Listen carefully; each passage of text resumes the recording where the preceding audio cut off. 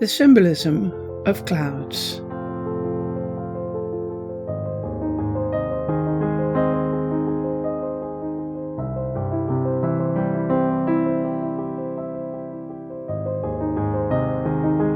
Clouds, water, and air. All the basic symbolism of clouds comes from their association with water and air. Water and air are symbolically two of the four elements, earth being symbolic of what we can perceive with our five senses, and water, air and fire being invisible spirit. Furthermore, both literally and symbolically, clouds are part of a process of recycling. Water rises from the earth as mist or dew. Both are symbolically spirit output, rising up to heaven. As this spirit output gets higher in the air, it becomes clouds. As the clouds become more and more dense and full, the water then falls onto earth again as rain. And the symbolism of rain as spirit input is described in a separate video. From Les Fleurs du Mal, Charles Baudelaire. Behind the boredom and endless cares which burden our fogged existence with their weight, happy is the man who can with vigorous wing mount to those luminous serene fields. The man whose thoughts, like larks, take liberated flight toward the morning skies, who hover over life and understands without effort the language of flowers and voiceless things. The veil hiding the unknown. Mystic man was fascinated by the idea that clouds hid heaven literally, and they realized they were a good symbol for the veils that hid any number of wonders in the spiritual realm or realms. These realms, however, were only to be seen via visions and dreams. The Gnostic Gospels. There is a magnificent kingdom, infinite, whose limits no angel has ever reached. Inside dwells the great invisible spirit. No angelic eye has seen, nor heartfelt intuition grasped its immensity. An illuminated cloud covers that blessed habitation. Gérard de Nerval, from La Rêve et Vie.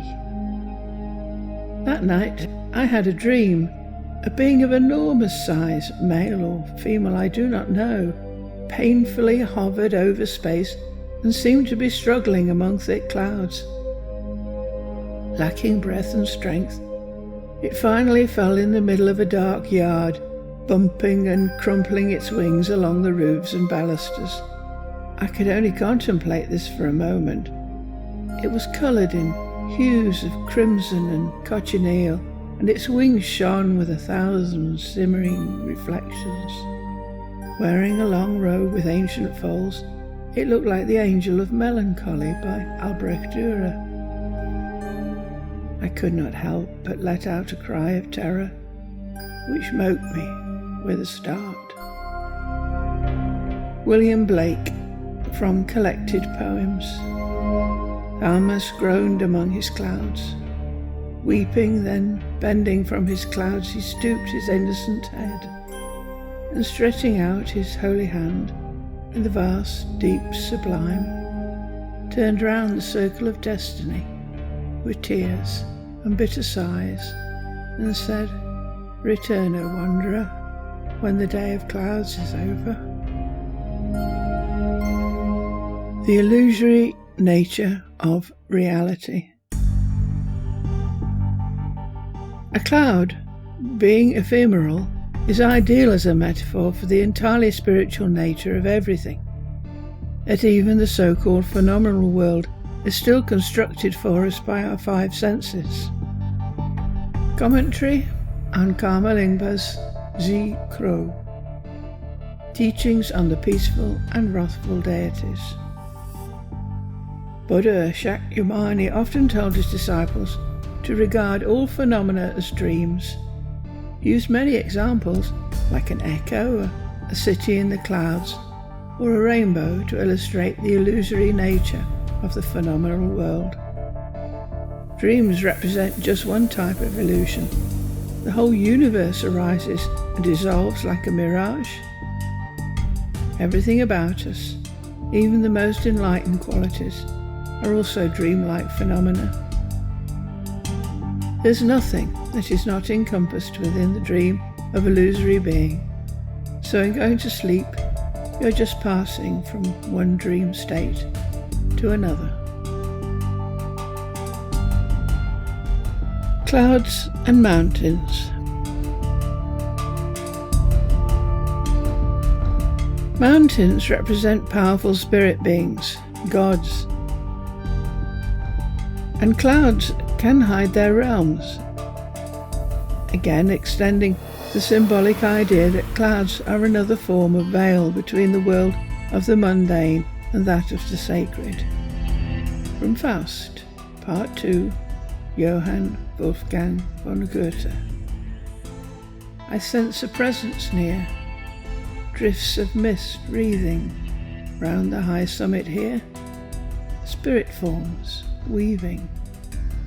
Now through the clearing cloud I see a lively crowd of blessed boys, freed from the weight of earth, all in a ring, tasting the joys of their rebirth into celestial spring. Let him begin his rise into the purer skies under their wing.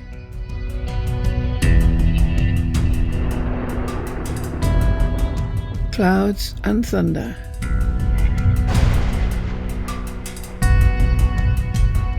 Thunder and lightning are two more symbols of the spiritual power associated with the gods and their home in the clouds. Zeus had a thunderbolt he used quite frequently. Thor was the god of thunder in Germanic mythology, a hammer-wielding god associated with lightning, thunder, storms, and sacred groves. Ibn el-Arabi. Flashes of lightning gleamed to us at Al-Aprakan, and their peals of thunder crashed between the ribs. Their clouds poured rain on every meadow and on every quivering branch that bends towards thee. The watercourses were flooded, and the breeze wafted perfume, and a ring-dove flapped her wings, and a twig put forth leaves. Boundaries. Cloud layers are also used in dreams and visions to separate the different levels and layers of the cosmic egg. William Blake, from the Complete Poems. The land of darkness flamed, but no light and no repose. The land of snows of trembling and of iron hail incessant. The land of earthquake and the land of woven labyrinths. The land of snares and traps and wheels and pitfalls and dire mills. The voids, the solids, and the land of clouds and regions of waters, with their inhabitants in the 27 heavens beneath Beulah. Self-righteousness, conglomerating against the divine vision.